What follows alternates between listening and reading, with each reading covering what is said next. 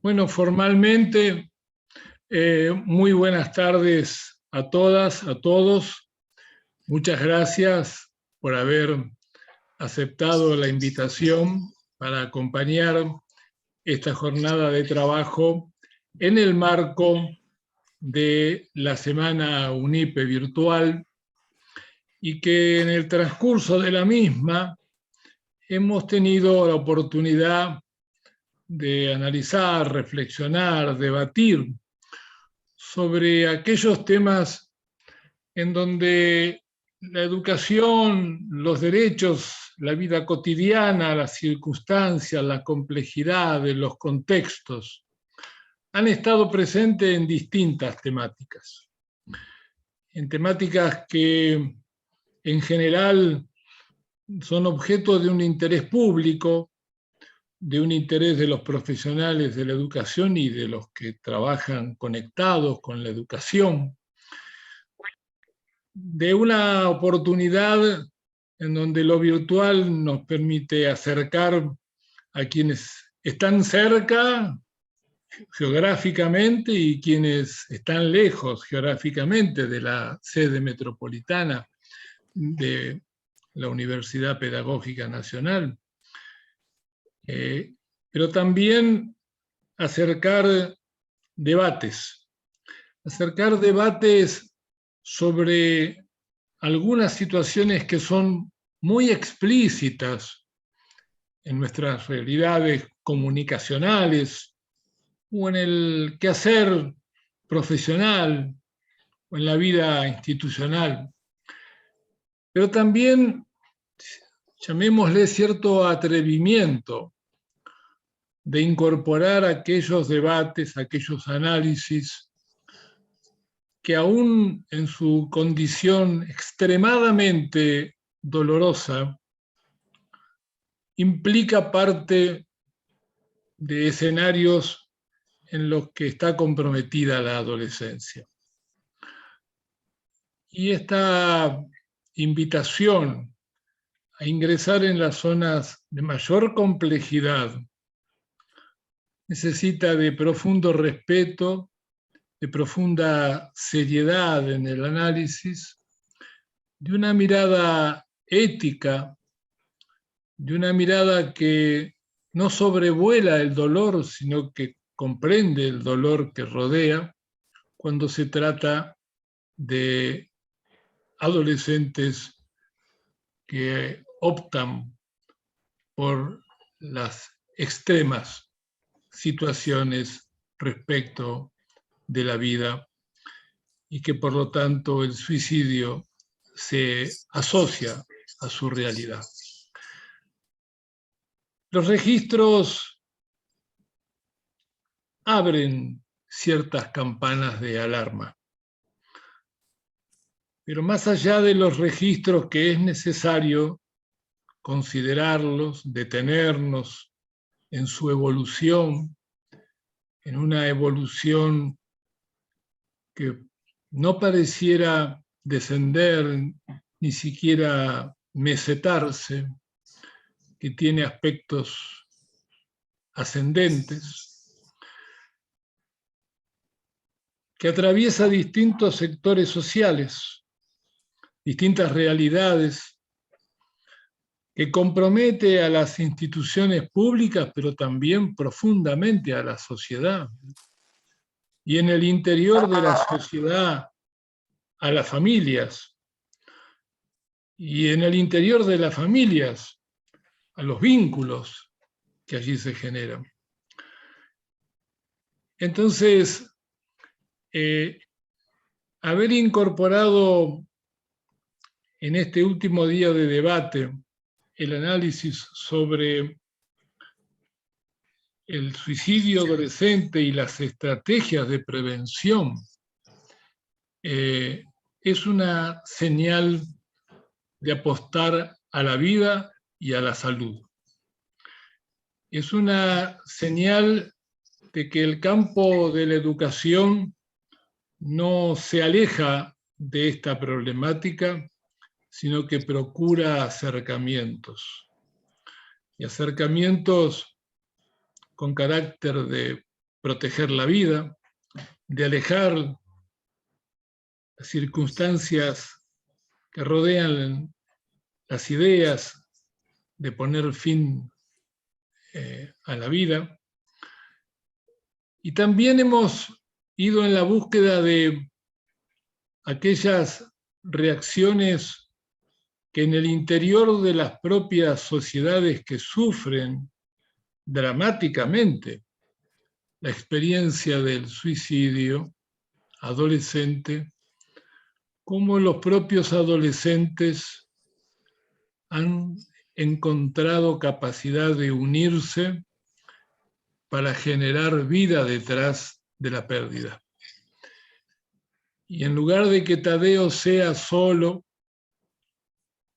una mención asociada a una muerte temprana, en realidad Tade está asociado a la experiencia de un grupo de jóvenes de Chascomús que quieren dar cuenta de su vocación por la vida y de la necesidad de no silenciar aún aquello que duele mucho. Por eso, en primer lugar, agradecimiento al grupo TADE ES, con quien vamos a dialogar en un momento. Pero también el sistema educativo de la provincia de Buenos Aires no solo tomó nota de este tema preocupante, sino que desde la propia dirección de psicología comunitaria y pedagogía social, su directora Eliana Vázquez, a quien conocemos no solo por su función pública, sino también por su capacidad de estudio, de investigación, de analizar en profundidad y sobre todo de no quedarse detrás de un escritorio analizando las realidades, sino conectándose con las más complejas realidades y conduciendo un área de enorme importancia para los más de 4 millones de alumnos en la provincia de Buenos Aires.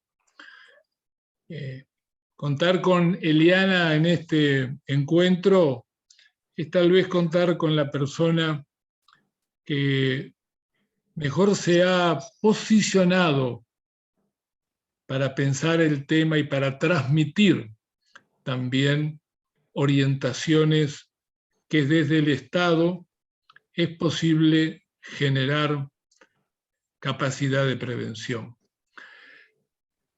A ella vamos a escuchar en su reflexión sobre el tema, luego escucharemos a la mamá de Tadeo y al grupo de jóvenes que acompaña a la mamá de Tadeo. Luego procuraremos un diálogo entre los jóvenes y Eliana. Más tarde, siguiendo la dinámica que hemos tenido todos estos días, se podrán pedir la palabra, abrir el micrófono, expresar sus opiniones, dar cuenta de sus inquietudes, tener capacidad propositiva y, sin duda, el número que estamos viendo en pantalla de ya casi 60 personas, el más importante número en todos estos días que se ha reunido en la sala, es porque no hay indiferencia sobre el tema que vamos a tratar, sino que había necesidad de incorporarlo. Previsto para coordinar este espacio está el profesor Rafael Gagliano, que está en la pantalla, con una situación que le dificulta poner su condición de moderador en marcha, en funcionamiento, que es una obra en construcción al lado de su casa que tiene un ruido infernal y que le impide poder comunicarse con facilidad. Simplemente mi palabra de introducción es también para explicar por qué no lo está haciendo Rafael, a quien por supuesto le deseamos que pronto termine esa obra vecina y podamos tener su libertad de movimiento y uso de la computación. De todos modos, si en algún momento se detiene el ruido y Rafael puede ingresar, con muchísimo gusto vamos a tener su palabra. Dicho esto, ya somos 60 las personas que estamos en el salón. Le damos la palabra a Eliana en la libertad de presentar el tema según su mejor saber y entender. Gracias, Eliana.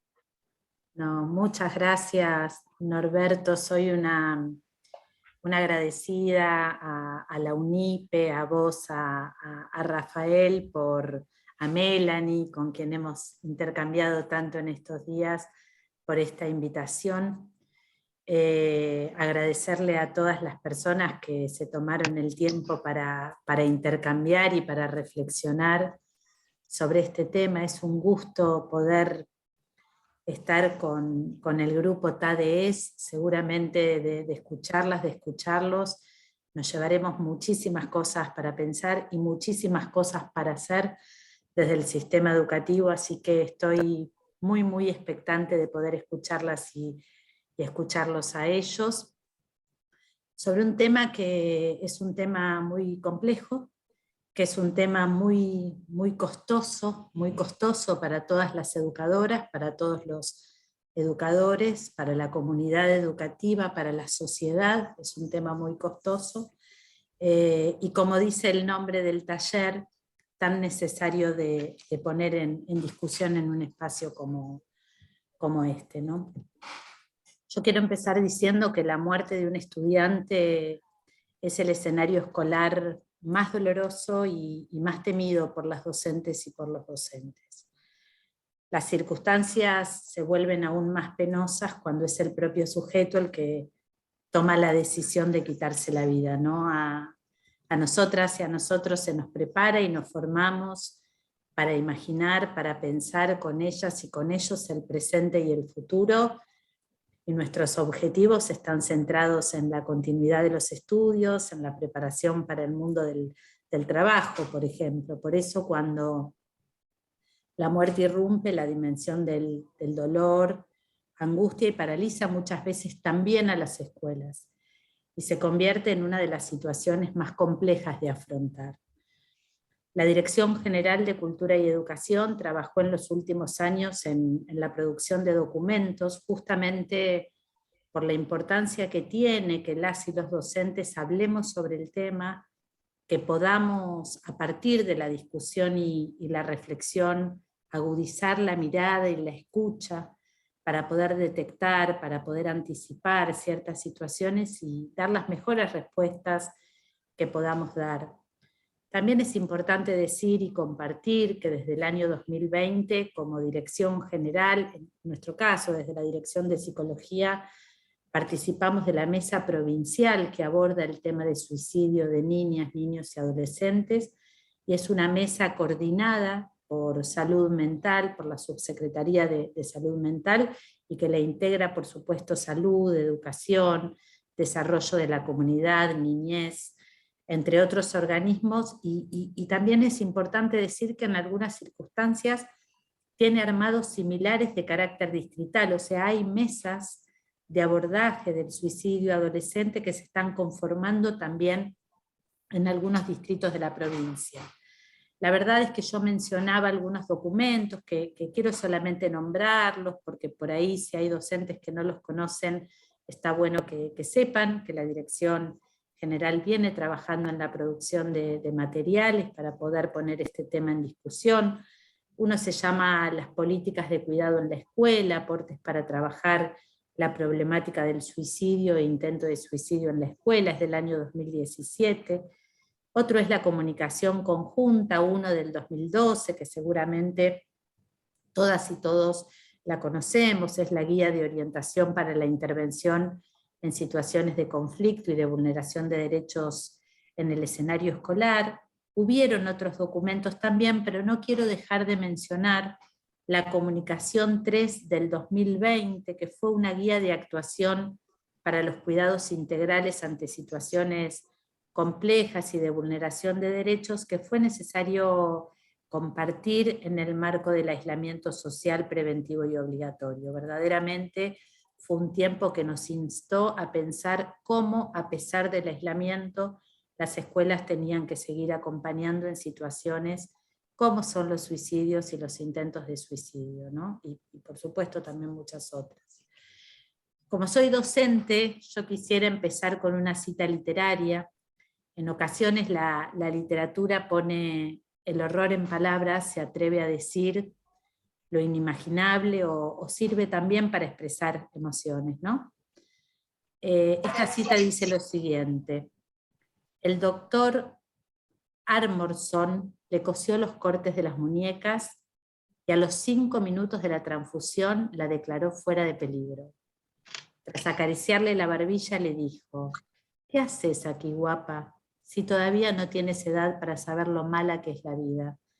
Fue entonces cuando Cecilia dijo en voz alta lo que habría podido considerarse su nota póstuma, aunque en ese caso totalmente inútil porque seguía con vida. Está muy claro, doctor, que usted nunca ha sido una niña de 13 años. Esto es un fragmento de la novela Las Vírgenes Suicidas de Eugénides del año 2005.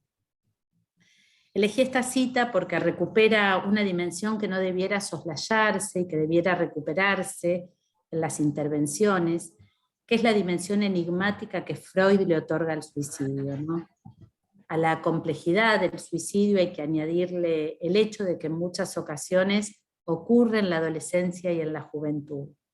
Y tanto el suicidio como la adolescencia comparten una dimensión enigmática, ¿no? En el fragmento compartido de Las Vírgenes Suicidas queda claro lo difícil que es saber lo que encierra el corazón de Cecilia, esa adolescente de 13 años, y qué es lo que la lleva a tomar esa decisión.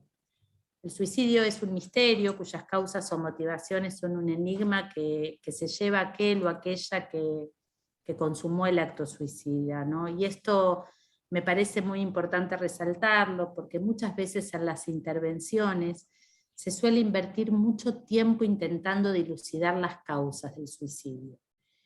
Claramente que esto está motivado por la angustia, por el dolor que produce el desasosiego que se siente ante una muerte voluntaria adolescente, ¿no?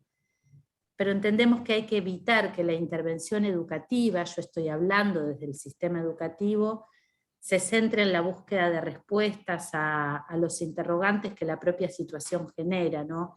Ciertas investigaciones corresponden a otros actores, y la escuela debe enfocarse en las políticas de cuidado sobre niños y jóvenes y sobre la comunidad educativa.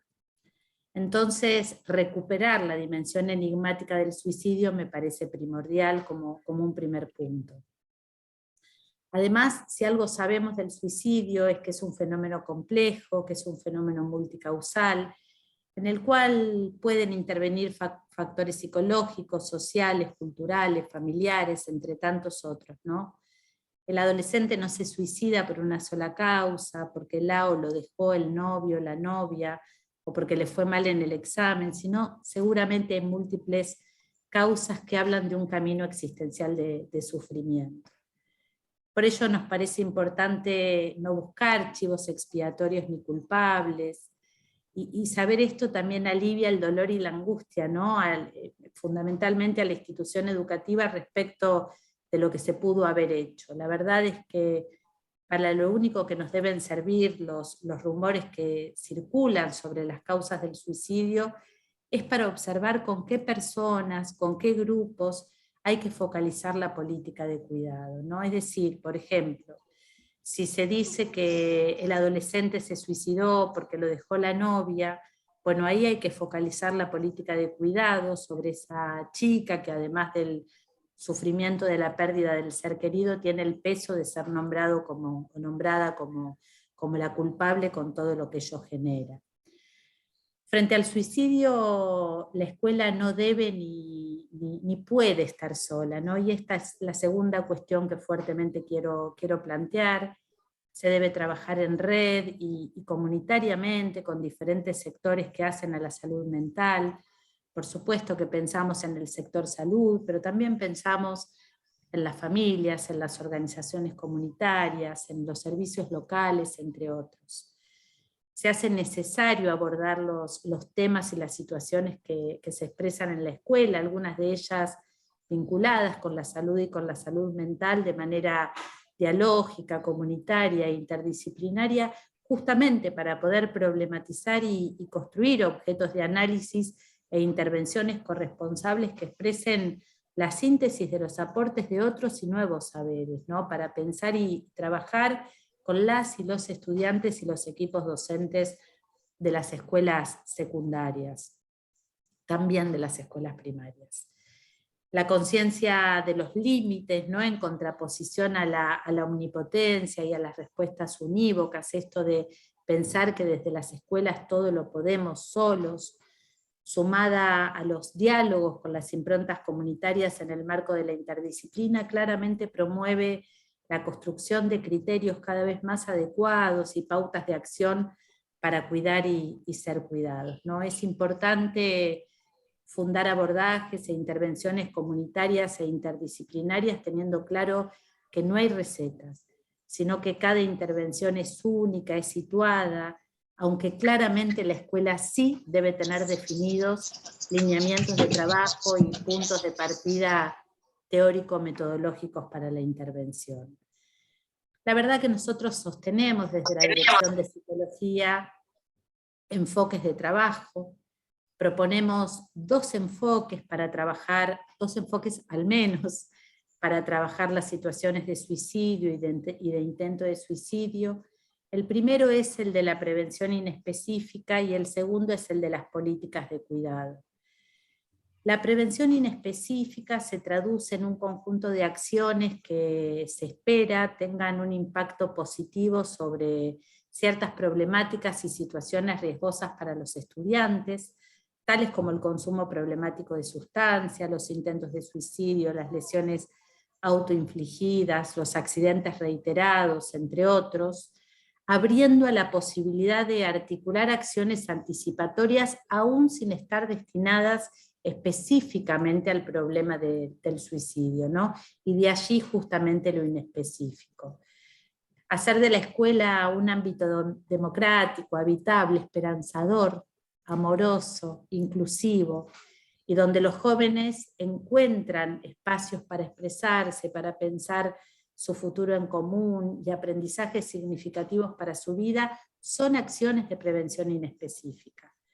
En este sentido, la escuela realiza intervenciones y acciones de prevención sobre otras causales y quizá de manera indirecta está realizando políticas que previenen intentos de suicidio y suicidio, ¿no? Pensemos en algunos ejemplos.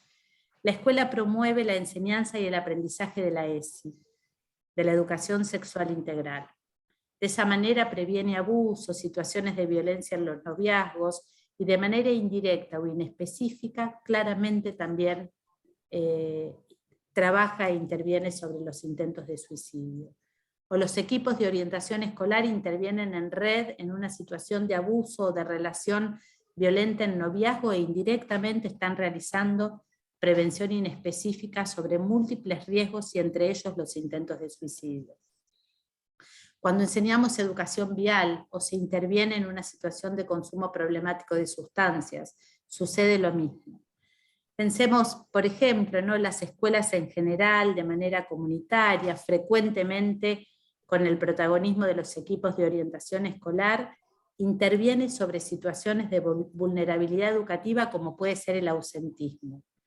Sostenemos fuertemente que el mejor lugar para las chicas y para los chicos, para las y los jóvenes y adolescentes es la escuela. Ahora, la estudiante con ausencias sistemáticas o reiteradas, o con trayectorias escolares discontinuas, está en riesgo socioeducativo. La escuela interviene sobre el ausentismo para que la estudiante vuelva a la escuela, para que pueda sostener la asistencia y tenga continuidad en su trayectoria. Y de esa manera, lo que está diciendo a las y los estudiantes es que los estamos esperando, que la escuela los está buscando y que son importantes para las y los docentes. Y está previniendo de ese modo respecto de múltiples riesgos, entre los que se encuentra el riesgo de muerte. Interviene sobre el ausentismo y de manera indirecta o inespecífica sobre riesgos mayores, entre los que se puede incluir el suicidio, el intento de suicidio, los consumos problemáticos o los siniestros viales. Ahora, cuando pensamos en clave de política de cuidado, es importante decir dónde focalizamos la misma, ¿no? En los jóvenes con intentos de suicidio anteriores, es imprescindible mirar esas situaciones. En los jóvenes que hayan sufrido siniestros viales o accidentes reiterados, tenemos que ver qué es lo que pasó allí. Muchas veces en los jóvenes en época de exámenes, en jóvenes que hayan sufrido situaciones de abuso, relaciones violentas en noviazgos, consumos problemáticos de sustancias, acoso, hostigamiento escolar, jóvenes que sufren situaciones de discriminación. En este sentido, otro de los enfoques que proponemos desde la Dirección de Psicología Comunitaria y Pedagogía Social es justamente el de las políticas de cuidado. Cuando hablamos de intervención comunitaria, pensamos en una nueva forma de acuerdo social o pacto social basado en el cuidado de todas y todos. Es decir, pensamos al cuidado como una dimensión de la ciudadanía, como un conjunto de derechos y obligaciones que tenemos todas y todos los ciudadanos entre sí y el Estado para con todas y con todos, relacionado con el cuidado de sí, con el cuidado de los otros, el autocuidado y por supuesto también el cuidado del contexto. Cuidar al otro es intervenir para poder ayudarlo en sus deseos, en sus necesidades y en sus posibilidades futuras. Y yo me pregunto, ¿no se hace prevención inespecífica cuando se cuida? Cuando el cuidado aparece como práctica en la vida institucional, cuando se pregunta cómo estás, y esa no es una pregunta de rigor, sino que se escucha atentamente la respuesta y nos mostramos disponibles para el otro. El cuidado, dice un querido amigo con quien reflexionamos mucho sobre estos temas, que se llama Adrián Melo, es una de las protestas más efectivas contra las injusticias del capitalismo. Si los estados neoliberales insisten en la idea de la autonomía, de la meritocracia y de no garantizar ciertos derechos, esta noción, la noción de cuidado, piensa que es una función primordial del Estado. No hay vida posible sin cuidado. Esta manera de pensar el cuidado surge de corrientes feministas de los años 70 que protestan contra la idea de que el cuidado es una obligación solo de las mujeres, y esta noción de cuidado implica derechos y obligaciones de todas y todos los ciudadanos y por supuesto también del Estado. Cuidar al otro es aceptar al otro como igual y diferente a uno mismo. Solo se puede cuidar y dejar que nos cuida al que consideramos un semejante. Cuidar al otro es el compromiso que, desprovisto de todo prejuicio, de toda discriminación y de todo racismo, iguala y une indisolublemente la vida propia a la de todos los otros, de cualquier otro. Y cuidar al otro es el desarrollo de concepciones y prácticas ligadas al cuidado de sí, al cuidado de los otros y del contexto. La vida propia aparece comprometida y ligada a los otros, es la posibilidad humana y política de poder ayudar a los otros. Y frente a esto nos preguntamos, ¿hay que hablar o no hay que hablar de suicidio en la escuela? La escuela es uno de los espacios privilegiados para que las y los estudiantes se expresen, hablen de sus emociones, de sus deseos, de sus sentimientos. La palabra previene las violencias, suele aliviar el sufrimiento y puede alejar a las y a los jóvenes de las situaciones más dramáticas de padecimiento. La escuela es y tiene que ser eso, el espacio del que se siente parte, el lugar de encuentro con los otros, tan diversos, pero tan iguales en términos de derecho, en donde se cuenta con referentes adultas, adultos, capaces de decodificar la tristeza y el sufrimiento que pueden estar atravesando los niños, las niñas, las y los jóvenes. Un sujeto anclado en un lazo social porta una afiliación cultural que lo caracteriza y lo constituye, que le imprime pertenencia y reconocimiento. No se trata de contar con especialistas solamente para poder hablar de suicidio. No se trata de tener un saber disciplinar específico que dota a la práctica docente de herramientas que permiten intervenir de un modo particular. Se trata, desde la perspectiva de la prevención inespecífica, de propiciar instancias que faciliten que se pueda hablar, comunicar, decir, contar, confiar, entre tantas cosas. Se entiende que las propuestas que tienden a propiciar espacios para la circulación de la palabra generan el encuadre para la construcción de confianza necesaria para poder anticiparse e intervenir ante situaciones que pongan en riesgo la vida de niños, adolescentes y jóvenes. Es importante darle lugar a encuentros de este orden, a esta posibilidad de encontrarnos. Muchas veces la literatura, el arte son espacios privilegiados también para eso, y claramente pueden funcionar como estrategia para la prevención inespecífica y las políticas de cuidado. La verdad es que no hay una respuesta unívoca respecto de hablar o no hablar de suicidio. Ahora, la mirada de cuidado exige una especial sensibilidad respecto de qué contenidos y cuándo se puede o se requiere hablar directamente de suicidio en las aulas, y también cuándo no hacerlo. Para esto también hay que pensar en clave situacional. A veces no es el mejor momento, no hay o no debería haber compulsión a hablar. Una mirada de cuidado es también ver cuál es el mejor momento para poder dialogar y hablar sobre lo que duele. La escuela tiene que habilitar espacios de escucha atenta, diálogo y expresión de las emociones siempre. Es lo propio de la escuela. Por otro lado, cuando se aborda un contenido curricular y ese contenido curricular obliga a hablar de suicidio, pensemos por ejemplo en la muerte de Alfonsina Storni, primero es importante ver que todas y todos los estudiantes estén preparados para ello, ¿no? Si alguien está sensibilizado con el tema, quizá no es el mejor momento, evaluar, siempre evaluar, como en toda intervención. Si se aborda desde los contenidos curriculares, hay que abordar el suicidio de manera científica, enigmática, multicausal. Volvamos a Alfonsina.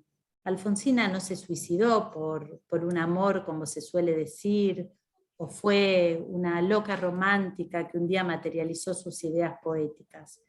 El suicidio de Alfonsina, como todo suicidio, es un enigma, en todo caso multicausal, probablemente hayan influido factores individuales, porque se hallaba gravemente enferma de una enfermedad incurable, factores sociales, estaba en plena crisis del 30, factores culturales, la década del 30 es la llamada la de los escritores suicidas, en la misma época se suicidan Lugones y Horacio Quiroga, desazonados por un clima de época.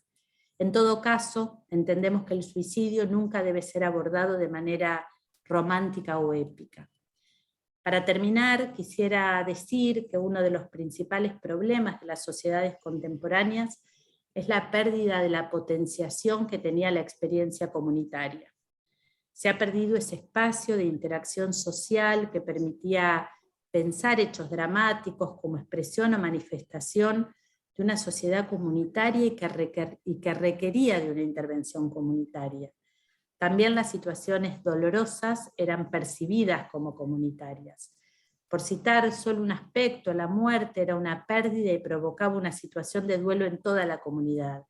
Philippe Ariès dice que el duelo comunitario terminó con la muerte masificada que constituyó la Primera Guerra Mundial. Con más fuerza que nunca, entiendo y quisiera terminar con esto, hay que recuperar esta idea que tan bien expresó el poeta John Donne. Nadie es una isla completa en sí mismo, cada uno es un pedazo de continente, una parte de la tierra. Si el mar se lleva una porción de tierra, toda Europa queda disminuida, como si fuera un promontorio o la casa de uno de tus amigos o la tuya propia. La muerte de cualquier hombre me disminuye, porque estoy ligado a la humanidad. Por lo tanto, nunca preguntes por quién doblan las campanas, doblan por ti. Muchas gracias. Muchas gracias, Eliana. Las 75 personas que estamos siguiendo este momento, creo que hemos recogido opiniones y reflexiones que nos abren un amplísimo espacio para intercambiar y también para encontrar no respuestas únicas, sino precisamente apertura a reflexiones que en la medida que no están expresadas en palabras, en una sociedad suele generar mayores niveles de incertidumbre e inseguridades.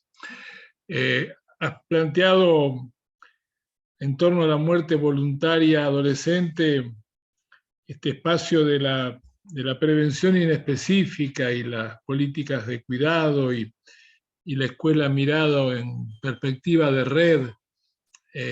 Creo que nos has abierto muchísimos elementos para que los podamos seguir trabajando.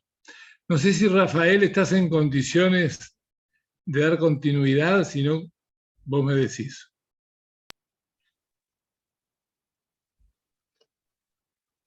Sí, Norberto, en estos momentos estoy en condiciones y me encantaría poder celebrar esta reunión, darles la bienvenida más cordial a todos los asistentes en la platea digital, agradecerle profundamente a Liana su exposición e invitarlos a este segundo momento en la escucha de el grupo de TADES en la secuencia de los compañeros que tienen previsto dialogar con nosotros. Por favor, Milagros, quisieras iniciar el trabajo de comunicación con nosotros, por favor.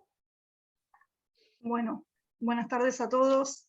Les agradezco a todos por estar escuchándonos, por brindarnos este espacio, por invitarnos. Es algo tan importante para nosotros hablar de suicidio. Para los que no nos conocen, nos vamos a presentar. Mi nombre es Milagros Larraula, soy mamá de 4 hijos. Uno de esos hijos es Tadeo, quien el 15 de septiembre del año 2020 se quitó la vida, se suicidó. Tadeo hacía freestyle, como pueden ver ahí atrás, está Tadeo con su micrófono, con su grupo de amigos, los chicos que hacen freestyle en la plaza, y compañeros de infancia, decidimos desde el mes de febrero comenzar con esta tarea. Comenzamos preparando una competencia de freestyle para el 1 de junio, que es el cumpleaños de Tadeo, dando en esa competencia mensajes de prevención de suicidio. Dijimos, la muerte de Tadeo no puede quedar así en vano, se suicidó un chico más y ahí se terminó todo. Yo siempre digo lo mismo, yo no parí un hijo para eso, no parí un hijo para que pase 16 años por esta tierra y ahí se terminó todo. Entonces armamos esa competencia de freestyle que no se pudo llevar a cabo porque la pandemia no nos permitió, porque en Chascomús pasamos a fase 2, y ahí comenzó todo este movimiento.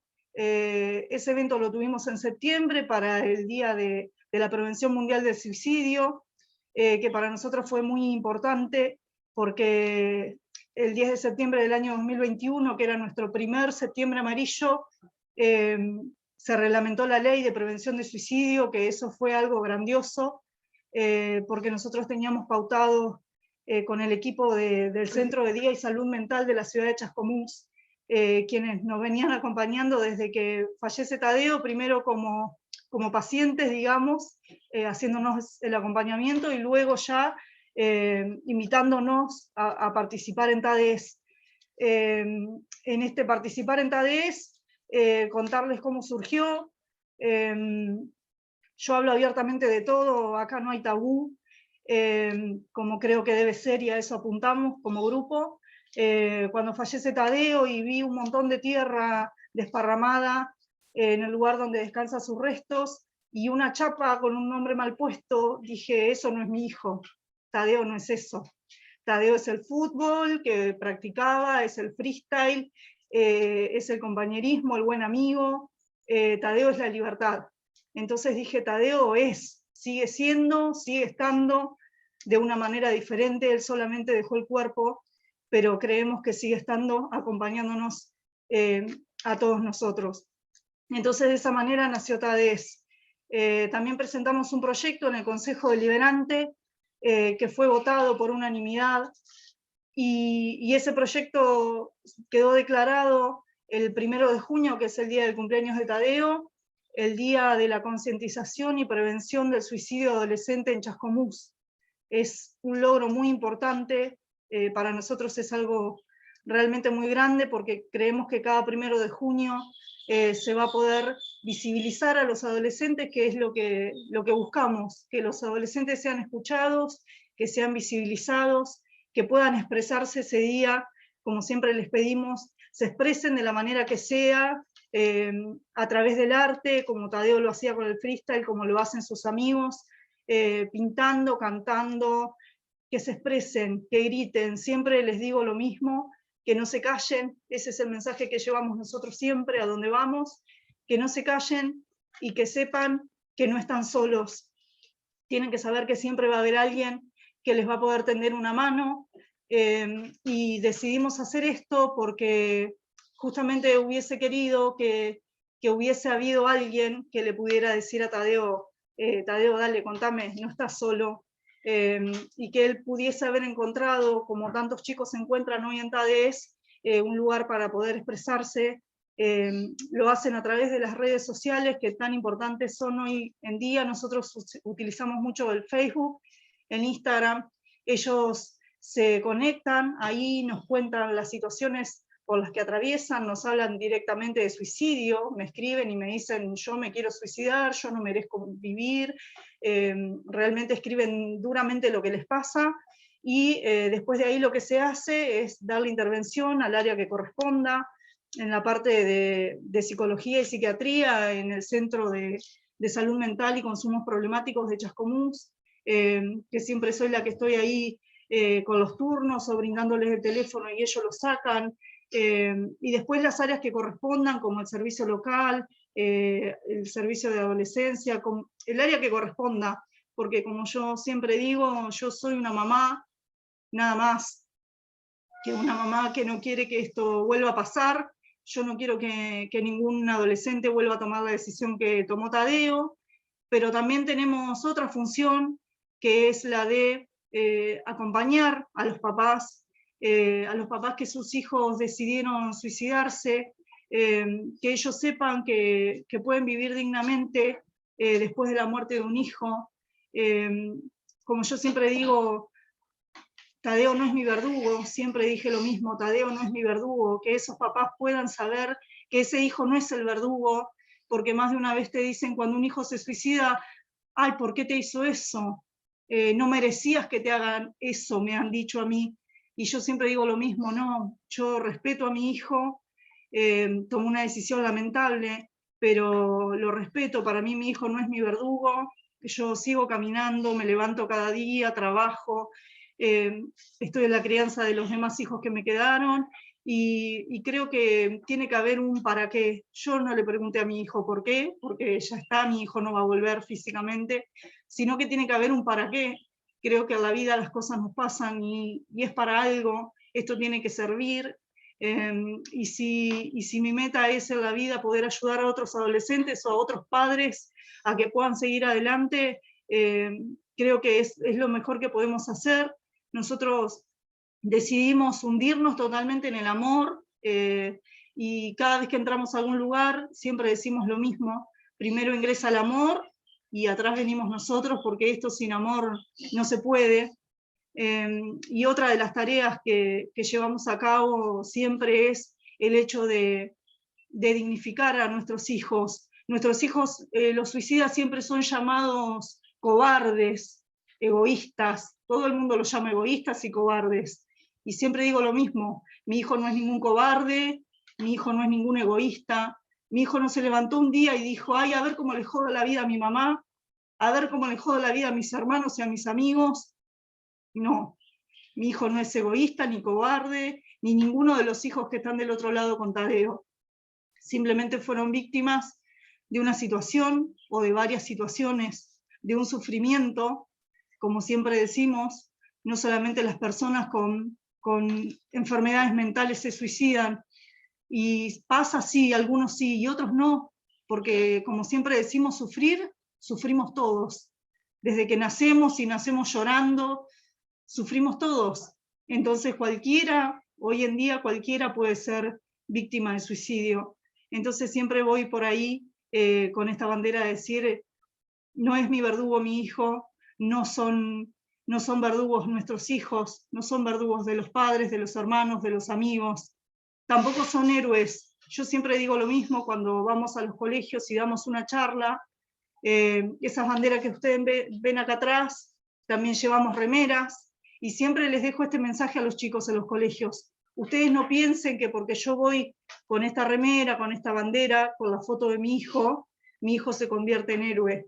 Mi hijo no es un héroe porque se suicidó, no lo convirtió en un héroe. Yo llevo esa bandera, llevo esa remera para que lo conozcan, para que sepan que el suicidio tiene nombre, tiene apellido, tiene un rostro, una vida, tiene una familia, padres, hermanos, y que lo puedan ver, pero no lo convierte en héroe.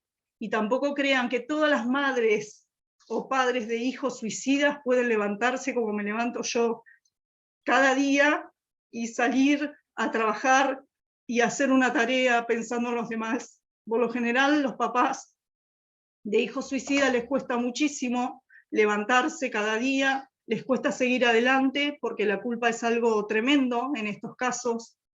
Entonces, no habemos muchos papás que podemos levantarnos y seguir adelante.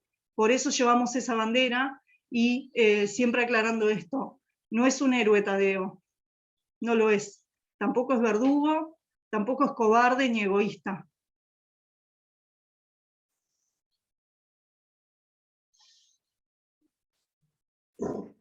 Gracias, Milagros, por tus palabras, por tu hondo sentimiento. Sabemos todos que reanudar los movimientos interrumpidos después de un proceso de ruptura traumática como el suicidio de un hijo adolescente es todo un proyecto de un duelo realizado en el tiempo. Por lo tanto, acompañamos tu palabra con un agradecimiento profundo y le damos la palabra a Valentina del grupo KDS. Por favor, Valentina. Bueno, hola, yo soy Valentina, amiga de Tadeo, y nada, les venía a contar un poco más la parte adolescente. Bueno, yo lo conocía a Tade, yo lo conocía cuando salíamos a la plaza, como Mili dijo que él hacía freestyle, yo lo conocí ahí, y bueno, fue una gran pérdida cuando hizo lo que hizo. Yo me sentía muy mal, la mayoría de los amigos decaímos, pero bueno, Milagro vino con esta gran idea y empezamos. Empezamos juntándonos en una plaza, hablamos y se dieron muchos encuentros, muchas reuniones, y llegamos a hacer esto que dijo Milagros, lo del evento, el cual no se pudo realizar, pero igualmente seguimos. Y nada, y yo en ese momento no estaba en el grupo, pero sentía que tenía que estarlo. Ya más allá de que yo era amiga de Tadeo, yo sentía que tenía que estar porque me sentía bien, sentía que era otra familia. Yo también tuve intentos de suicidio y sentí que era mi lugar donde yo podía ser yo, y me sentí bien en momento uno en el que pude empezar a ayudar a los que lo necesitaban. El grupo TADES me ayudó a mí, y bueno, eso, desde ese momento no tuve ni un pensamiento de salir del grupo. Y bueno, y llegamos a un gran proyecto también, siguiendo, no rindiéndonos, que fue el proyecto de Decisión Niñez, con el cual había demasiados proyectos, pero llegamos a las etapas finales, éramos 8 proyectos los que quedaban, y bueno, gracias al voto de los chicos, de los mismos adolescentes, pudimos ganar el proyecto, y el proyecto se trata de, nosotros pedimos un presupuesto para sonido, porque como vamos a seguir haciendo eventos del 1 de junio, del Día Mundial de la Salud también, nosotros pedimos un presupuesto de sonido para poder tener nuestro propio sonido y llegar a las escuelas, como ya estamos haciendo. Llegamos a dar eventos en un parque, en barrios, y así queremos seguir llegando, llegar a todos, para que, bueno, como decimos en TADE, ninguno está solo, siempre hay una mano que te puede ayudar.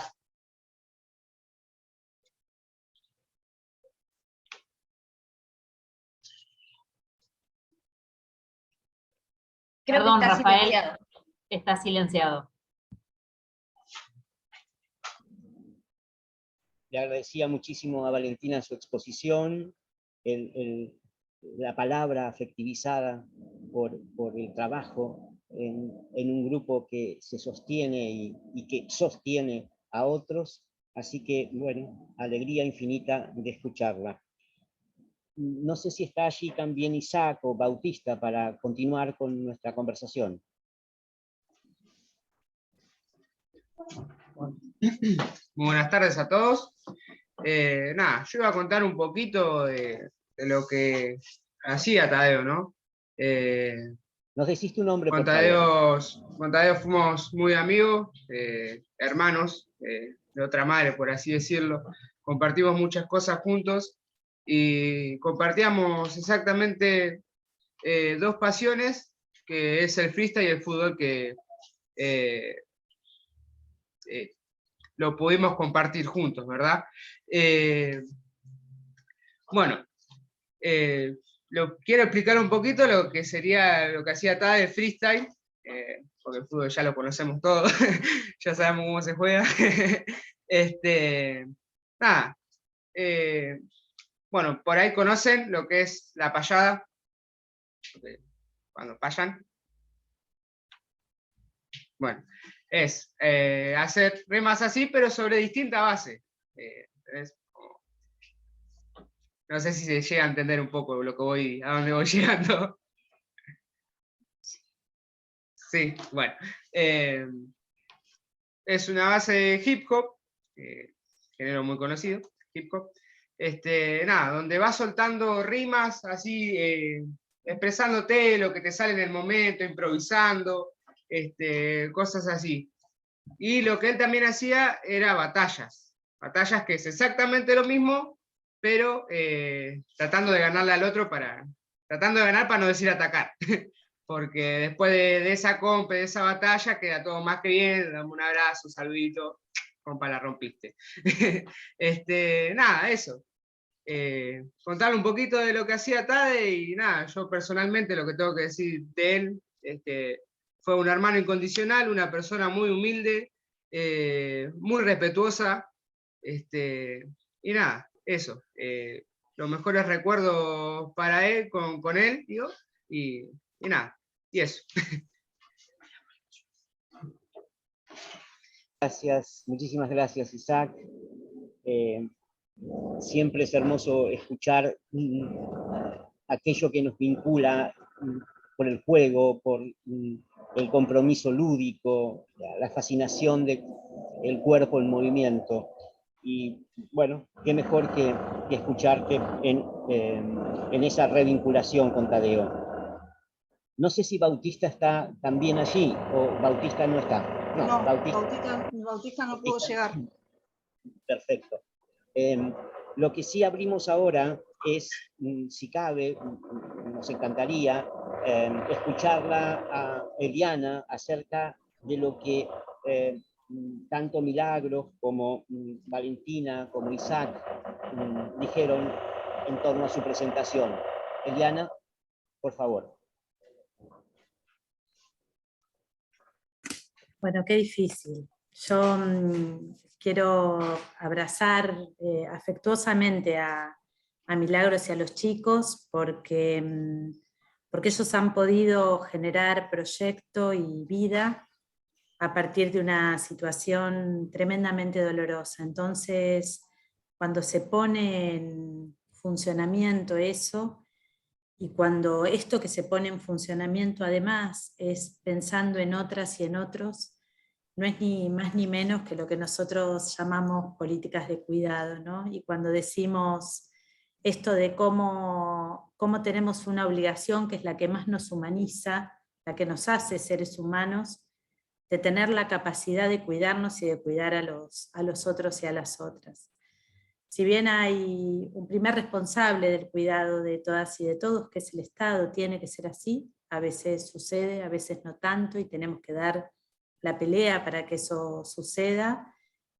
A mí me parece que escucharla Milagros, yo quiero decirlo, yo estoy tremendamente conmovida. Les escribí a mis compañeras y compañeros de la dirección que me ayuden, porque creo que lo de Milagros es realmente es mirar la vida a los ojos, ¿no? Y realmente yo admiro mucho lo que creo que todos quienes estamos acá iban poniendo cosas en el chat y aparecía, ¿no? Esta admiración por poder, a partir de una situación tan dolorosa, generar prácticas amorosas, de cuidado, de trabajo con chicas, con chicos, y de pensar que los actores con los que hay que trabajar son justamente las chicas y los chicos. Amigos de Tadeo que se animaron a, en vez de llorar por Tadeo, que deben haber llorado y mucho, además de llorar por Tadeo, pudieron pensar, pudieron contar lo que acaba de contar Isaac, estaba lleno de vida.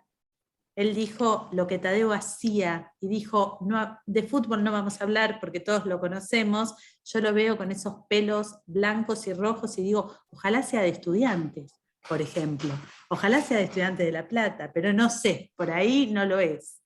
Ahora, aprendimos qué hacía Tadeo. Él decía, ustedes saben, yo creo que Woz hace lo mismo, pero tal vez me tendrán que decir los chicos si eso es lo que hacía Tadeo, lo que hace Woz, o es otra cosa. Pero la verdad, yo me quedo con esta idea y con esta sensación de que incluso de lo más doloroso, incluso del escenario menos pensado, menos querido, el que no queremos vivir ninguno de los docentes en las escuelas, y por supuesto el que no quieren vivir las familias, el que no quieren vivir los amigos, hasta de esos escenarios podemos pensar propuestas que hablan de la vida y no de la muerte, ¿no? Así que gracias Milagros y gracias chicos, porque yo creo que ahora va a haber un montón de compañeras y compañeros que van a querer decir cosas, pero lo primero que yo quiero hacer en principio en este momento es agradecer.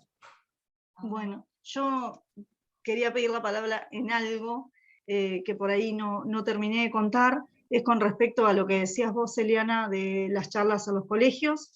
A nosotros nos costó muchísimo poder ingresar a los colegios, pero ya en el mes de septiembre, cuando la ley se reglamentó, nosotros pudimos ingresar y contar un poco de esta experiencia, porque por ahí estaba el miedo de cuando ingresáramos a los colegios, ¿qué íbamos a decir? Y digo, ¿qué íbamos a decir? Porque no es yo sola como mamá que salía a decir cualquier cosa, sino que esa charla está prevista con el doctor Carlos Tisera, como les decía, del Centro de Día y Salud Mental y Consumos Problemáticos de nuestra ciudad, y todo su equipo, que trabajamos juntos. Contarles que con Carlos y con todo el equipo hacíamos cosas muy alocadas y hacemos, porque ahora volveremos a las plazas, que es esto de poner en Facebook o en Instagram, el martes a las 15 horas vamos a estar en Plaza Libertad, por ejemplo. Todo el que tenga un problema, una mamá que quiera ir, una tía, un amigo, el que tenga un problema y quiera ir a consultar algo, vaya.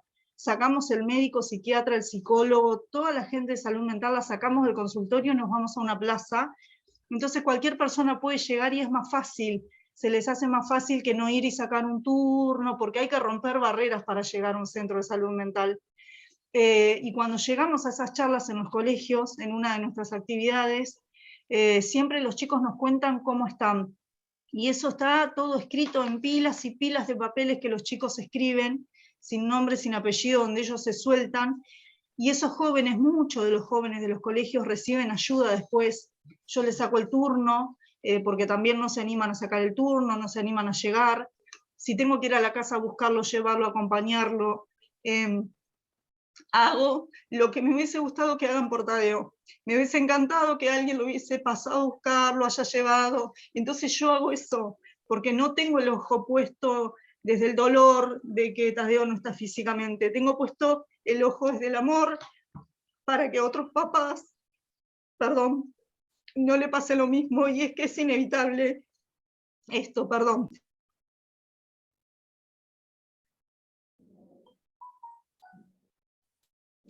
Discúlpame, Mira- está silenciada, Milagros.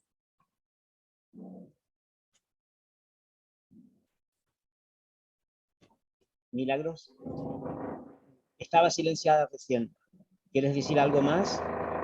No, bueno, esto, de lo importante que son las charlas en los colegios, que son muy importantes, que sé que cuesta, que por ahí les parece algo peligroso, o cómo pueden llegar a reaccionar los chicos. Hay un montón de colegios a los que fuimos, en Chascomús y fuera de Chascomús también, a los que nos siguen convocando, así que este año será un año de giras por los colegios. Que pierdan el miedo, que los invitamos a nuestras charlas en los colegios para que vean cuáles son esas reacciones de los adolescentes, que pierdan esto de pensar que un chico de 18 años necesita una charla y no un chico de 12, de 13. Yo conozco padres de chicos de 12 años, de 14 que se han suicidado, entonces es un poco ir desmitificando todo esto.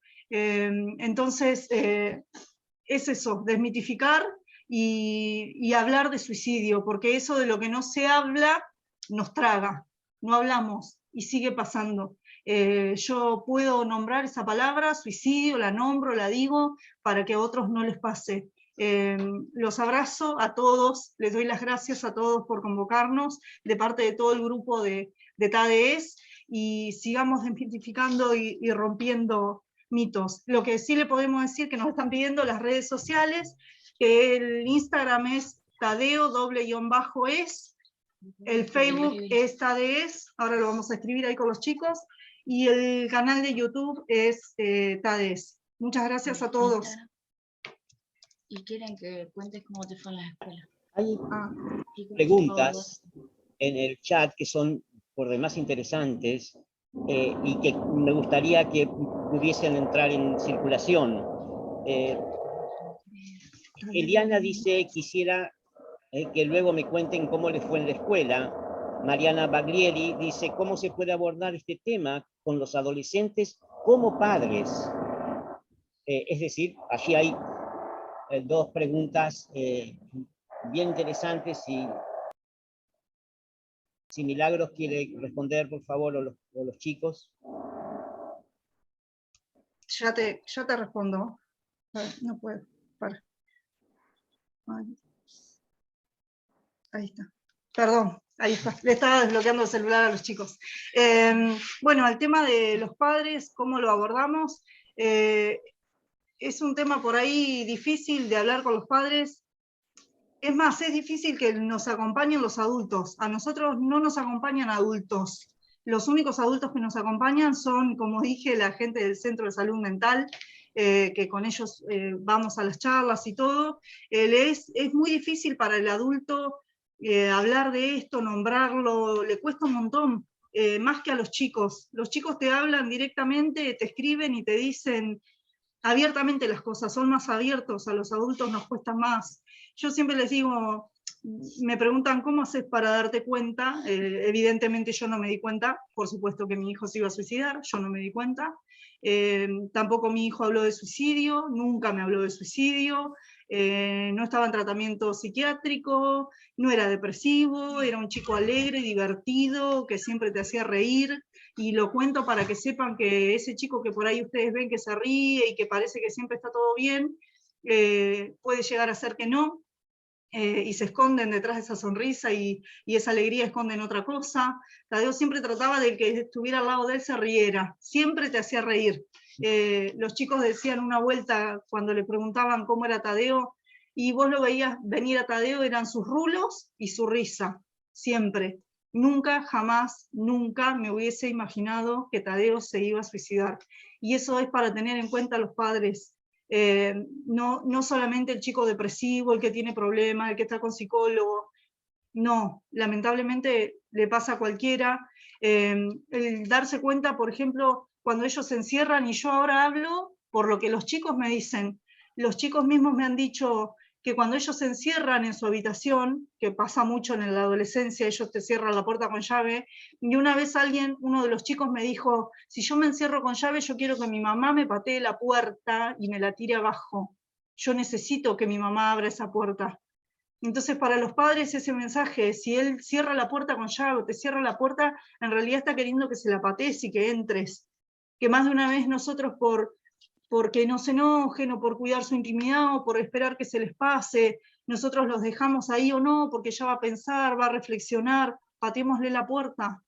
El tema de la alimentación también es otro tema, el de la alimentación, te das cuenta porque los hábitos alimenticios cambian, ellos se empiezan a alejar de las personas, se alejan del deporte que practican, de sus amigos. En el caso de Tadeo estábamos en pandemia, así que no podía hacer nada, él no estaba haciendo nada de deportes, de nada, como estábamos todos, ¿no es cierto?, confinados. Entonces siempre les digo que se fijen eso, la alimentación, si se encierran, si no hablan, que todo lo contrario, que estemos atrás de ellos, que vayamos. Y otra de las cosas que hacen también, que yo siempre lo cuento, es cada uno de los chicos que están acá y de los que no están acá, todos tienen algo de Tadeo, todos tienen un gorrito, una remera, un buzo, una campera, porque se empiezan a desprender de las cosas, empiezan a regalar, todos tienen cadenita, gorrito, remera, busito.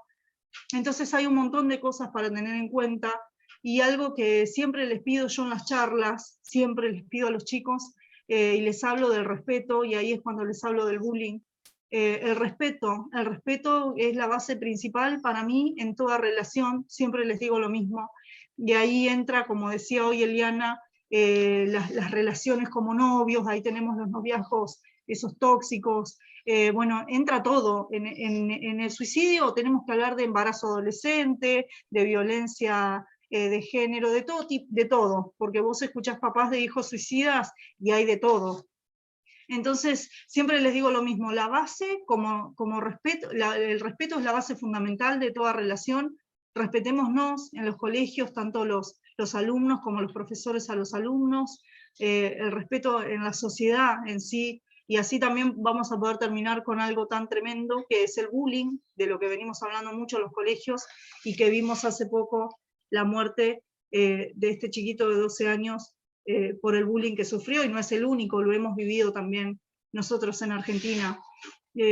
Hay un montón de cosas para decir, pero prácticamente es eso, más que nada, respetémonos, respetemos al otro, y siempre digo, todos podemos ser ayudadores. Yo les digo a los chicos, todos pueden ser ayudadores en el colegio, de ese compañero que no vino, que no viene, es el vago, no quiere estudiar.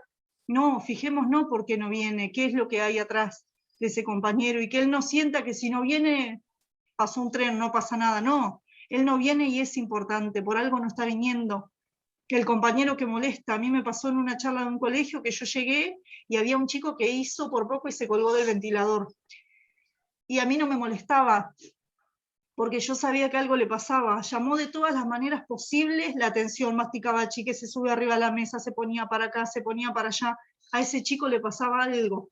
El chico que molesta en la clase, mirémoslo porque algo le pasa. El que es callado, el que no dice nada, el que no participa en la clase, no son vagos, no. hay mucho para hacer desde la sociedad, no solo en el colegio, solo que como yo voy mucho a los colegios, trato de brindarles herramientas ahí. Milagros, una vez más. El título de nuestro taller incorporaba la idea de promover una mirada preventiva abordando los determinantes. Y enlazo esta preocupación de ser lectores de indicios, lectores de señales y tener como una mirada, una percepción vinculada a los detalles de la vida, a la solidaridad entre las generaciones en términos de poner la mirada en los detalles, en las pequeñas cosas que están en los inicios de movimientos que luego pueden aumentar y diversificarse. En ese punto quería referirme al comentario de Cristina Monterrosas, que dice que es muy notable que en muchas partes del mundo la adolescencia es una etapa muy olvidada por la sociedad, sin darse cuenta de que es una de las etapas a las cuales debemos de prestar mayor atención y cuidado. El comentario de Cristina es de una pertinencia total y completa, y al mismo tiempo lo pongo en perspectiva histórica, ya que la adolescencia tiene apenas en el mundo 150 años aproximadamente, y no más, y un poco menos tal vez, porque es fruto de la creación de la escuela secundaria en el mundo. No había adolescencia en el siglo XIX, donde el pasaje de la infancia a la adultez era sin transición adolescente, sin moratoria adolescente. Por lo tanto, saber que estamos ante una edad de la vida, una etapa de la vida que es frágil y es nueva, y la tenemos que cuidar porque justamente está asediada por el riesgo y la fragilidad de no ser niño ni ser adulto en la vida cotidiana. Y por lo tanto, las escenas que nuestra sociedad presenta de empobrecimiento existencial son derivadas de la desigualdad y la pobreza, aumentan los riesgos del carácter de los comportamientos o conductas autodestructivas en niños y adolescentes. Entre las sugerencias de promover una mirada preventiva, se dialogó aquí, pero conceptualmente podríamos pensar en sistemas familiares de vínculos múltiples, es decir, que las familias tengan vínculos múltiples y que favorezcan y protejan la vida de los adolescentes. Y en ese sentido, podríamos pensar en expandir el campo afectivo de la interfase entre la escuela y la familia, es decir, garantizar una base segura, ampliada, en el diálogo y la comunicación. Milagros señaló que expande en las plazas una convocatoria a comunicar, expresar la voz de los jóvenes. Y comunicar en esa definición es poner en comunidad. Aquí la salud mental está puesta en la recuperación del lazo social que la comunidad porta, tiene, lo tiene expresado o lo tiene implícito. Y otra cosa que quería sugerirles, con una mirada histórica, que es finalmente la que yo tengo, es la centralidad que han tenido en el tiempo pasado los ritos de iniciación a la edad adolescente. Es posible pensar en recuperar una cultura de ritos de iniciación a la edad adolescente para simbolizar esa experiencia, para demostrar la importancia que tiene para la comunidad el cambio, la mutación del cuerpo en el pasaje de la infancia a la pubertad y a la adolescencia. Esos momentos son sagrados para los ciclos vitales y históricamente las culturas y sociedades han hecho ritos de iniciación que permiten que los chicos, que los adolescentes dejen de ser fantasmas, dejen de ser invisibles. Una autopercepción que es muy común en los adolescentes. Nadie me mira, soy invisible, soy un fantasma. Y el reconocimiento, que significaría ser visibles, hacerse visibles, ser visibles, es una conquista del colectivo, una conquista de esos ritos, de esas simbolizaciones que permiten el pasaje entre las edades. De allí que sea muy importante, siguiendo una mirada, una perspectiva de derechos, una autonomía progresiva de los adolescentes y una implicación profunda en los proyectos de enseñanza que las escuelas tienen para ellos. El mejor modo de producir salud mental que una escuela tiene es invitarlos a proyectos de enseñanza y aprendizaje que sean profundamente convocantes para sus vidas, para sus desarrollos personales y colectivos. Me gustaría entonces que abramos un momento de diálogo, colocando las manitos amarillas para aquellos que quieran hacer comentarios, preguntas, en fin, estamos abiertos en este momento de nuestro encuentro al diálogo con la generosidad de toda la platea virtual que nos acompaña.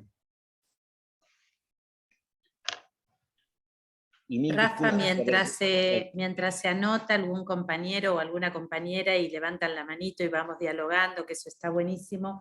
Vos sabés que yo no quería dejar de mencionar algo en un estudio que hicimos por allá por el año 2017.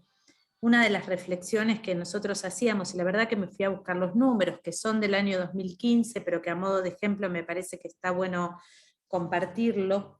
Fíjense, compartimos un poquito esto, porque me parece que incorpora también una mirada de género para poder pensar y discutir el tema del suicidio, ¿no?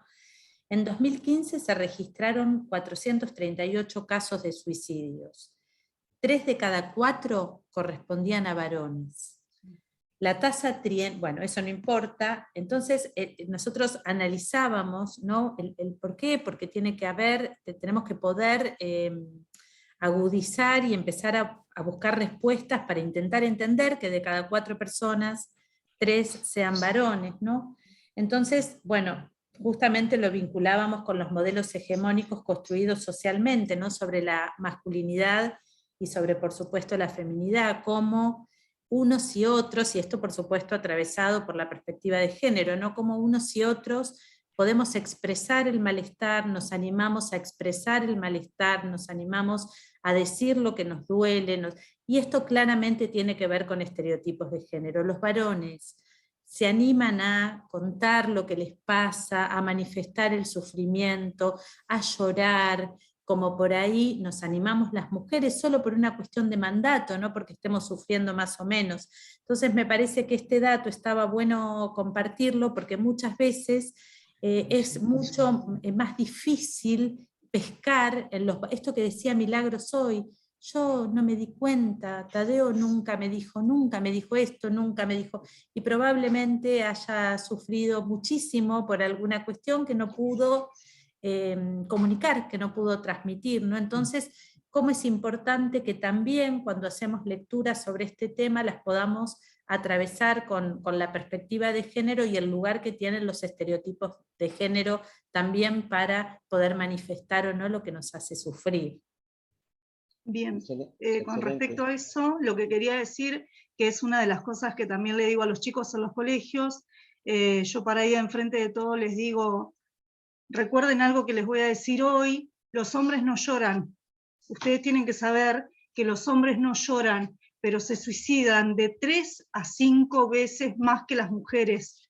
Entonces, por favor, exprésense, digan lo que sienten, no tengan vergüenza, no van a ser menos hombres porque lloran, ni porque dicen te amo, ni porque dicen te necesito. Así que voy por la vida siempre pidiéndoles a los hombres que se expresen. Siempre les pido, por favor, en las clases, en los colegios, que se expresen. y que dejen de tener este estigma de la sociedad de que los hombres no lloran. Es muy importante. Gracias, Eliana, gracias, Milagros. Le damos la palabra a Leonardo, por favor.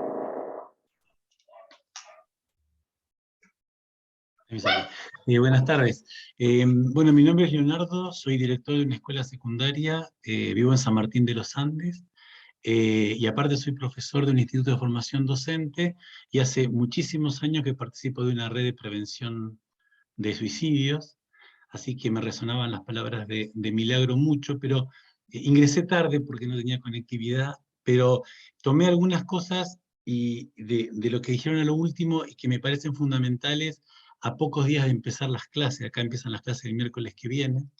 Y es lo que decían de los ritos, lo que decía Milagros también de los ritos en la adolescencia, lo que decía Milagros del lugar de los adultos frente al suicidio de nuestras y nuestros adolescentes, y las conductas de autodestrucción, ¿no?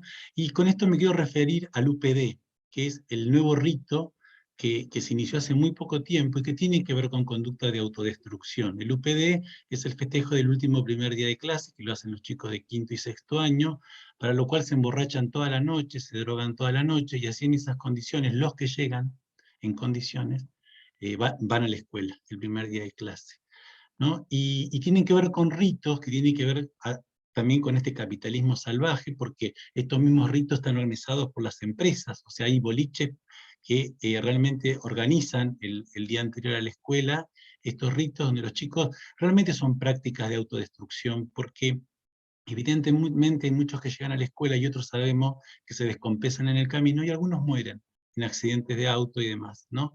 Que tiene que ver con lo que planteaba también, ¿no? Este lugar del adulto, este lugar del miedo a decir que no. Y lo digo y lo traigo hoy porque vengo de una reunión con la familia de quinto año porque queríamos cambiar la cultura del UPD en la escuela, y nos costó un montón porque la familia decían que tenían miedo de decirle que no a los chicos porque amenazaban con suicidarse si no los dejaban hacer el UPD, ¿no? Entonces, yo creo que también acá falta estas cosas, ¿no? ¿Cuáles son los nuevos ritos de iniciación a la adolescencia? ¿Qué nos está proponiendo esta sociedad? Y frente a estas conductas autodestructivas, ¿cuál es el valor nuestro? ¿Cuál es el lugar, ¿no? Esto cuando decía Milagros, cuando ellos cierran la puerta es para que el adulto vaya y las patee, tal cual.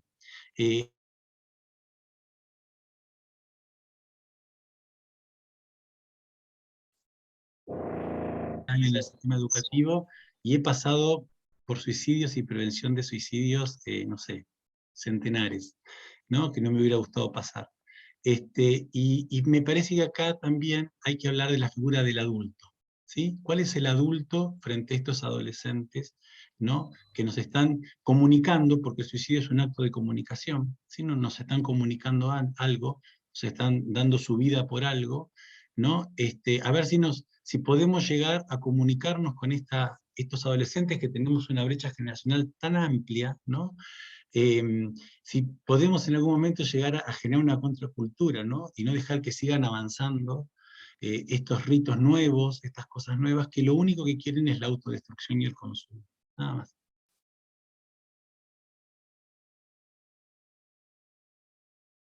Muchas gracias, Leonardo.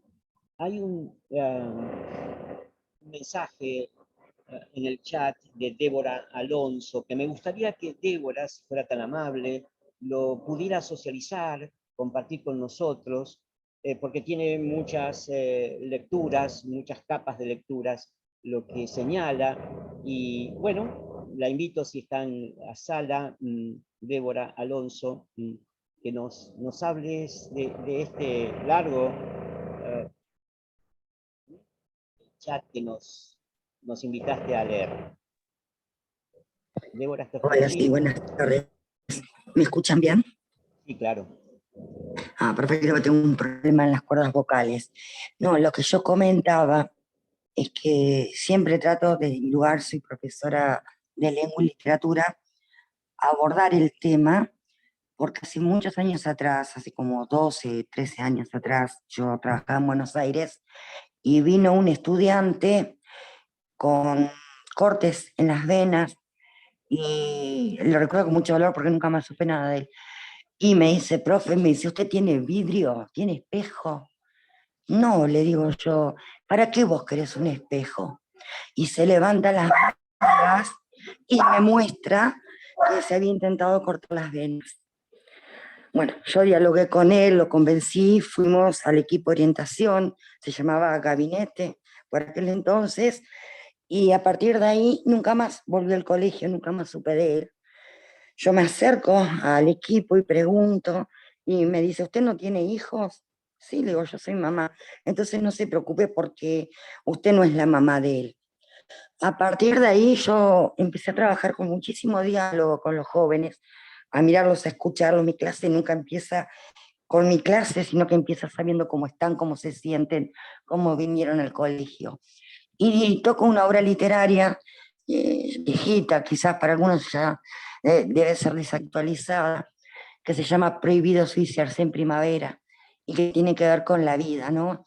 Y es una clínica para el suicidio, si alguien no conoce la obra, donde están todos los mecanismos para que las personas que van a internarse ahí elijan la mejor manera. Y bueno, a través de la obra van reflexionando y se van dando cuenta que la vida es mucho más importante, tiene más valor que el motivo por el cual ellos quieren perder la vida. Y eso les abre a los chicos muchas posibilidades, porque empiezan a hablar de las cosas que les pasan. Muchas veces se habla de muerte, más en un colegio donde estoy, que año tras año siempre perdemos un estudiante por suicidio. Y lo que me duele mucho es que nunca se previene, siempre se habla después de que ocurre. Y yo he planteado en el equipo de orientación esto porque me preocupa mucho. Digo, repito de nuevo, los chicos tienen mucho diálogo conmigo y es como que el equipo, o específicamente voy a hablar de este colegio, estamos saturados, me responde, tenemos muchos estudiantes, trabajamos en 2, 3 escuelas, no damos abasto. Y entonces, ¿qué hace uno como profe? Porque al final yo siempre siento que estoy sola con los chicos. Yo hablo desde lo que puedo, o desde la literatura, o de los cursos que tomo, porque hace poco hice una capacitación con salud mental sobre la prevención del suicidio. Es un tema que a mí me toca de cerca porque los estudiantes lo hablan conmigo. Y a veces uno no sabe cómo dar respuesta a todo eso.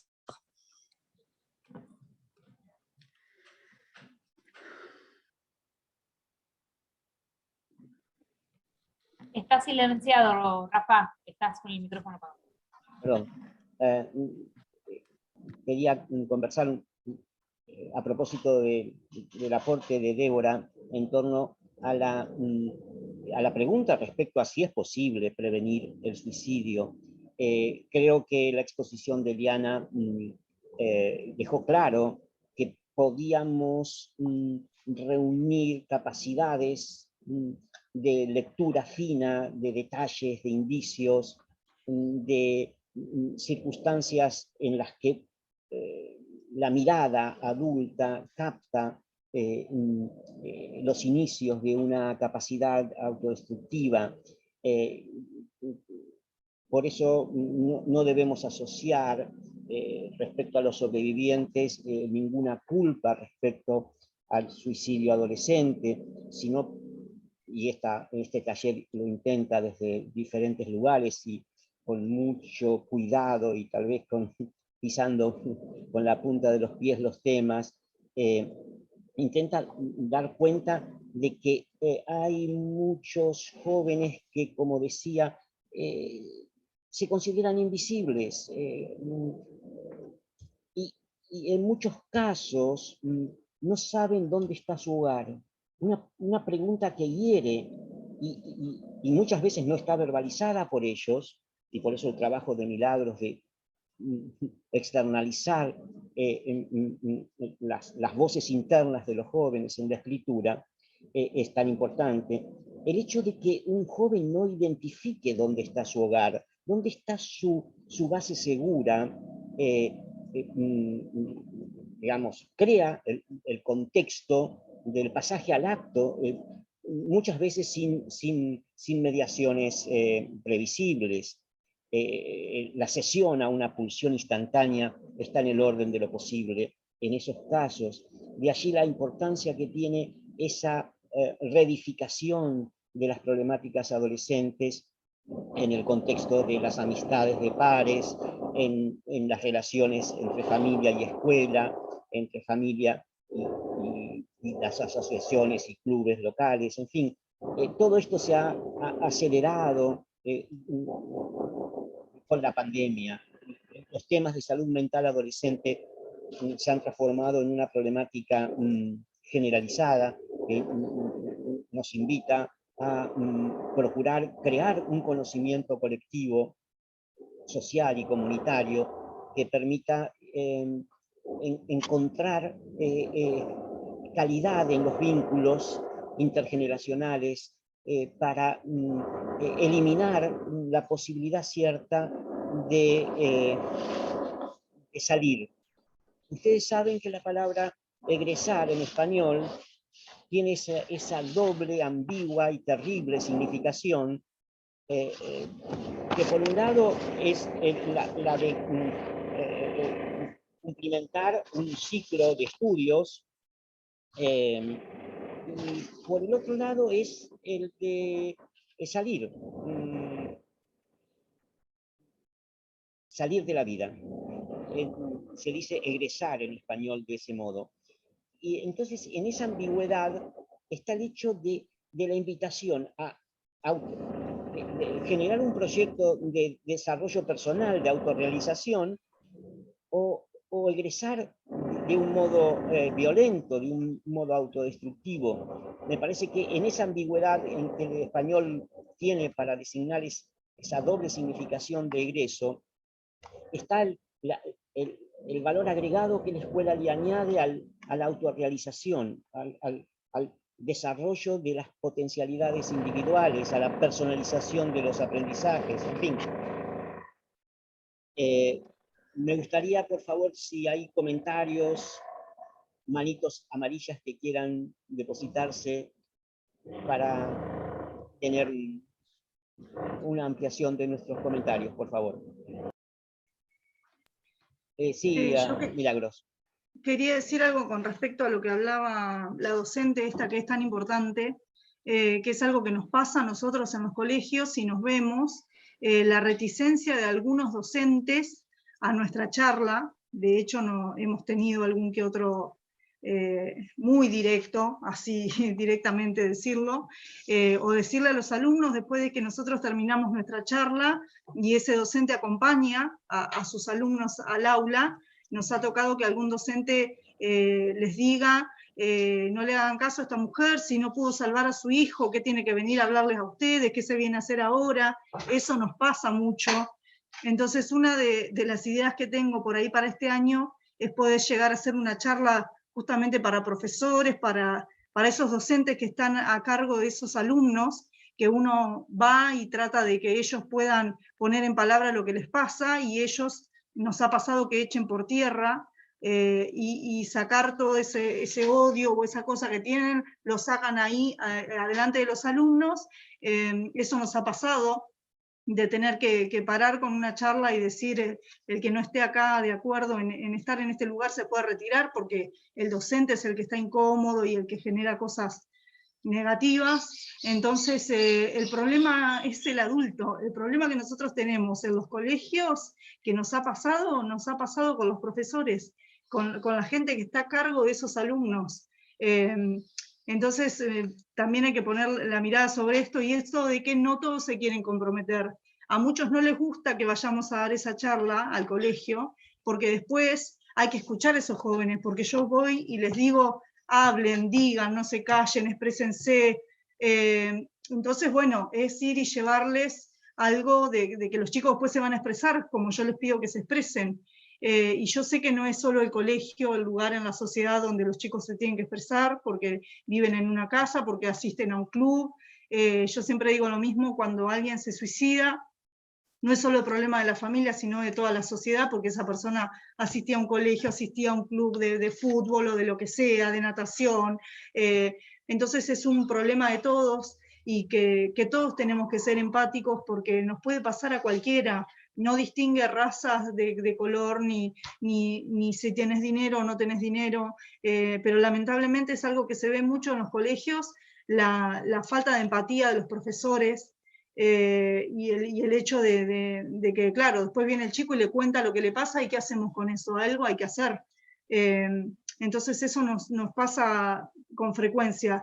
Y nada que ver así los alumnos, porque nos pasa que en algunos colegios nos dicen, la directora nos ha pasado que nos ha dicho, yo no puedo creer cómo se quedan escuchando, cómo no interrumpen, cómo no se levantan, cómo prestan atención. Yo creo que debe ser por esto de que yo soy una mamá, de que yo no les voy a hablar con un libro, más allá de que todo lo que digo con respecto a la salud mental está fundamentado, por supuesto, pero yo siempre voy y les hablo como mamá, con este idioma con el que hablan ellos, que quede bien entendido el mensaje, como mamá, de decirle, vos tenés que seguir caminando acá porque sos importante, porque a mí me importás, porque siempre les digo lo mismo a los chicos, ustedes dirán, señora, ¿por qué no se va a su casa si su hijo no va a volver a caminar por acá, por más que usted venga y nos hable? Y ¿sabés qué? No va a caminar Tadeo por acá, pero vos sí vas a seguir caminando, y yo necesito que vos camines por acá, entonces yo vengo con todo el amor a que vos te quedes acá. Entonces un poco eso, la falta de empatía de la sociedad, la falta de empatía con el tema del suicidio, les cuesta mucho nombrarlo, siempre, como decían hoy, buscan culpables, siempre buscan culpables, más cuando son adolescentes, siempre esto de decir dónde estaba la madre, dónde estaba el padre, qué estaban haciendo, que mucho de eso, y créanme que yo sé que exponiéndome a esto de dar mis charlas y de hablar y de andar por todos lados, sé que me expongo a todo eso también, pero vale la pena, porque si uno de esos pibes a los que yo le hablo decide quedarse acá, ya está, no importa el latigazo que venga, yo me voy a quedar igual, por más latigazos que vengan, yo voy a seguir hablando de suicidio. Gracias, Milagros. Milagros nos está invitando sinceramente a despertar en nosotros una inteligencia vincular, una inteligencia relacional, que nos permita entender cómo es la solidaridad entre las generaciones, dentro y entre las generaciones. Necesitamos más solidaridad intergeneracional, y eso se logra con inteligencia vincular, con inteligencia relacional. Ver los problemas como relaciones, no como objetos discretos que están en uno o en otra parte.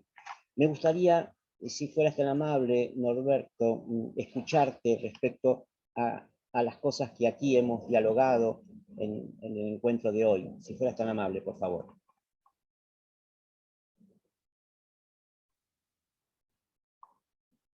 Creo que el diálogo tiene todavía mucho para continuar y mucho para seguir intercambiando. Pero hay algunas cuestiones que rescataría, no de carácter conceptual, pero sí me parece de mejor aprovechamiento de las buenas experiencias. Y las buenas experiencias a veces no están ni suficientemente reconocidas, ni suficientemente difundidas, y tanto Eliana como Milagros en realidad han señalado la capacidad, sea institucional o sea de organización social, de generar espacios para producir buenas experiencias. Cuando escuchábamos de Eliana a través de su análisis del tema, que la escuela tiene que no autolimitarse al espacio que le corresponde, ni físicamente, ni virtualmente, o simbólicamente, sino que tiene que ir al encuentro de otros actores sociales y de otras realidades institucionales de un mismo territorio. Estaba hablando de construcción de redes. Y me parece que la construcción de redes en relación a las adolescencias, tiene un centro muy importante en la vida de la escuela, pero también tiene centros de vida muy importantes en la comunidad. Y así como la plaza y la cancha de fútbol que nuestro compañero hincha de Estudiantes parece que es, o de River o de Independiente, ¿por dónde andará? No nos dijo nada, ¿eh? Boca. Boquita campeón. Ah, Boquita campeón, pero te pusiste la roja de Argentino Junior. No, me puse todos colores, tengo rojo, rosa. El azul no lo blanco, veíamos. verde. Bueno. Veíamos la parte delantera. Viste que cada uno ve lo que quiere y lo que más le gusta. Entonces yo vi el rojo y blanco. No, de boca nomás. Es un test de Roger la cabeza. Es un multicolor. Pero lo cierto es que nos puso en evidencia que había otros centros de interés, además de la escuela. Y Eliana nos decía que la escuela tiene que ir a encontrarse con otros centros de interés de los adolescentes que no están necesariamente incluidos en la escuela. Entonces, punto 1, me parece que es una visión importante situar a la escuela como un articulador territorial de las mejores oportunidades de la construcción de redes respecto del acompañamiento, el apoyo, el cuidado, la defensa de derechos de los adolescentes. Este me parece que es un tema que está en la esencia misma de las estrategias de prevención que se han planteado. Pero a su vez, cuando uno le escucha a Milagros y cuenta dos tipos de episodios, dos escenarios.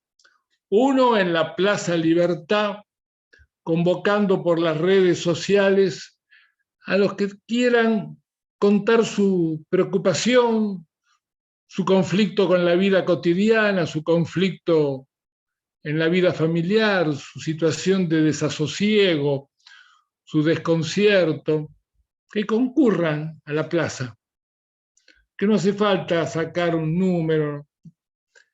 La Plaza Libertad, quiero decirles que es una plaza muy hermosa, tiene árboles de más de 100 años, está frente a una vieja estación que ya no funciona como tal.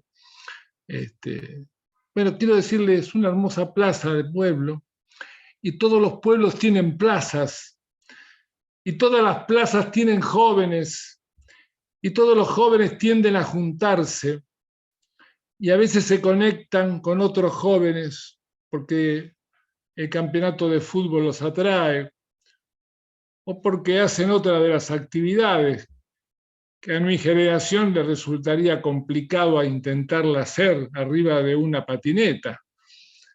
Pero miramos con asombro lo bien que lo hacen y cómo fabrican artesanalmente mecanismos para poder reemplazar la ausencia de una infraestructura adecuada. Y yo veo que hacen rampas y las utilizan y las trabajan, las fabrican ellos mismos.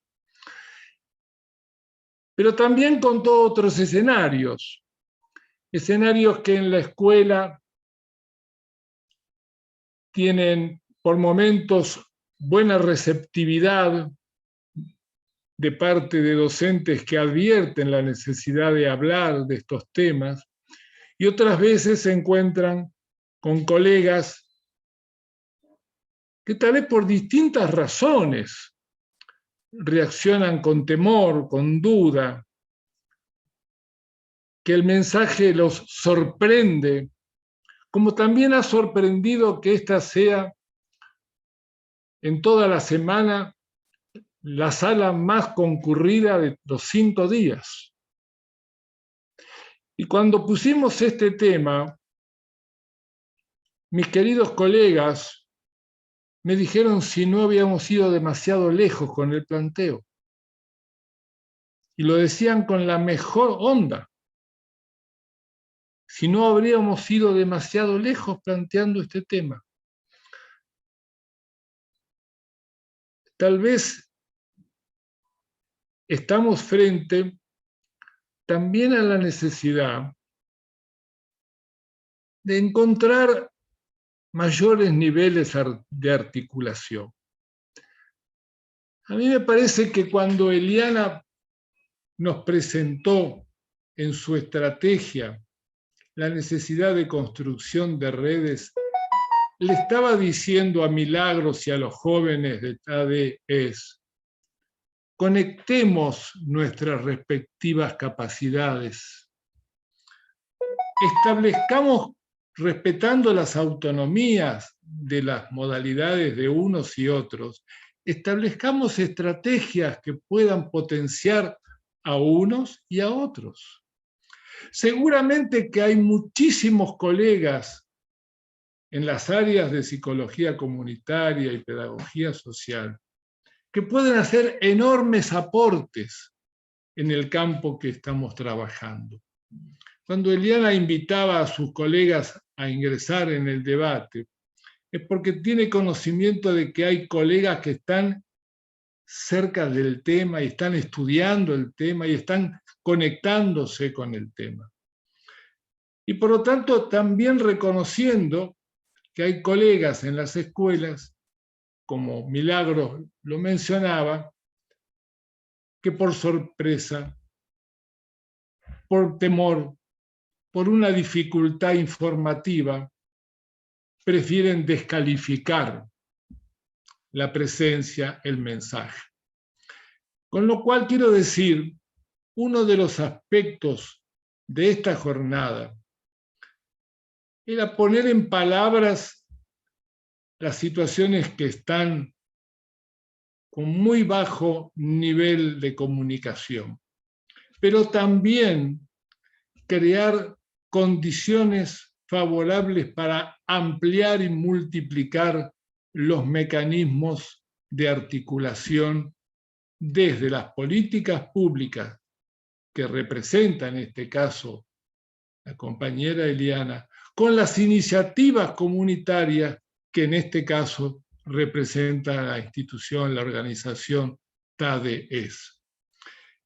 Y la universidad tiene que tener entre varias de sus funciones la virtud de conectar aquello que produce nuevos conocimientos.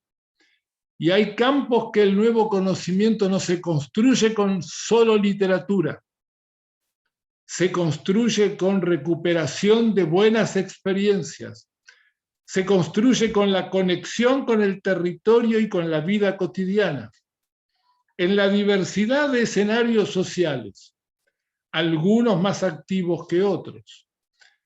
Pero es tarea de la universidad facilitar esa conexión. Me parece que en este sentido, tres cuestiones han quedado muy en evidencia. La primera, que había necesidad de hablar de esta muerte voluntaria adolescente, suicidio. La segunda era hablarlo desde la institución educativa y desde una altísima actitud de compromiso con el tema. Y la tercera era escuchar una versión social, promueve el debate, pero también promueve el deseo de reducir las condiciones y posibilidades para la repetición de situaciones de suicidio adolescente. Preguntaba hace un momento, y termino, preguntaba hace un momento,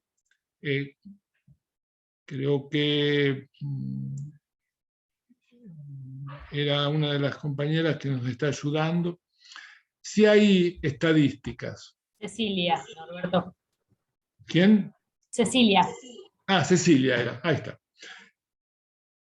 Yo no voy a dar estadísticas porque no las tengo, pero les puedo sí decir que hasta hace unos 20 años, la mortalidad adolescente en el registro de la división estadística del campo de la salud daba cuenta que el 60% eran muertes por causas internas y el 40% por causas externas.